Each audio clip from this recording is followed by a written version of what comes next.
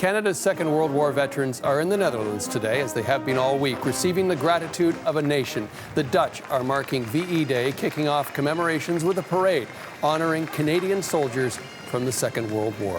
They played the leading role in liberating the country from the Nazis 70 years ago. Today, ordinary Dutch residents lined streets once again to say thank you. Our CBC News team is there, getting all the reaction from the Dutch residents and our veterans. We're joined now by CBC Chief Correspondent Peter Mansbridge with his take on today's emotional events. Peter, we watched you and Brian and the rest of the team take you through the parade. What stood out for you today?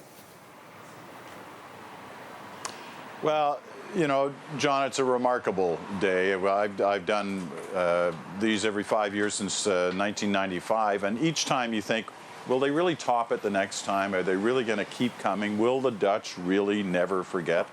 And once again today, it's proof that they never will forget. They were out by the thousands again, and the weather was a little difficult here earlier on this day, but suddenly by the time the parade was due to start, the weather cleared and the people turned up in huge numbers.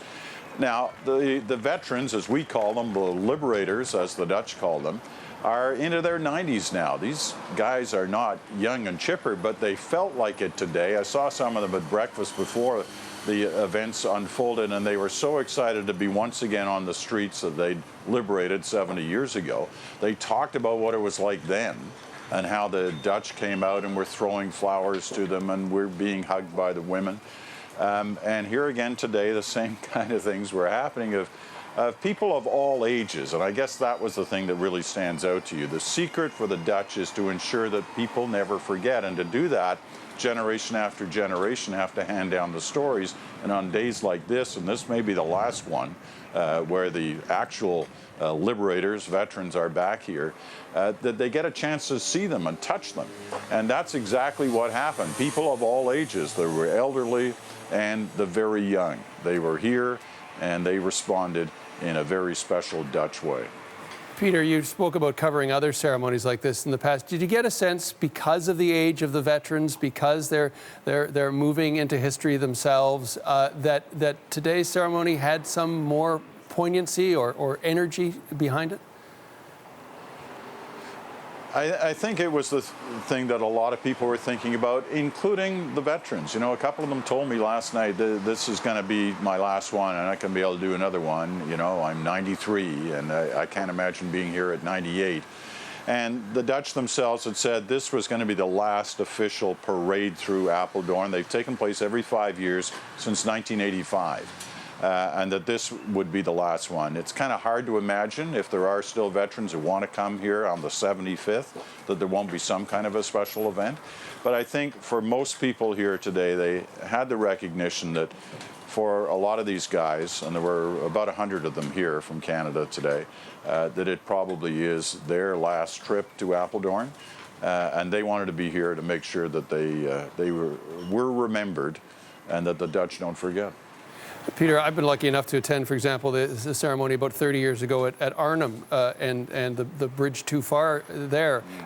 Can you talk a bit about, because you've been obviously to Holland several times, and can you talk a bit about the bond that anyone who's been to Holland, and certainly anyone who's attended a ceremony like that, understands, that is, especially from the Dutch, the gratitude and the connection with our country? I think the answer to that question, John, is, you know, I asked one of the veterans this the other night. I said, what is it? I said, you landed on D-Day, you fought all the way through France, you went through Belgium, you came into the Netherlands, you liberated a lot of small communities along the way. Why is this one so different? And he points to the fact that this was a true liberation in the sense that it wasn't just freeing the Dutch from Nazi occupation and the horrors that took place under it, but it was also freeing them from the bonds of starvation. I mean, the Nazis had basically cut off the food supply, and thousands had died. And when the Canadians arrived here, for many Dutch, they were in dire, dire straits. So the Canadians arrived not only with their freedom, but they arrived with food.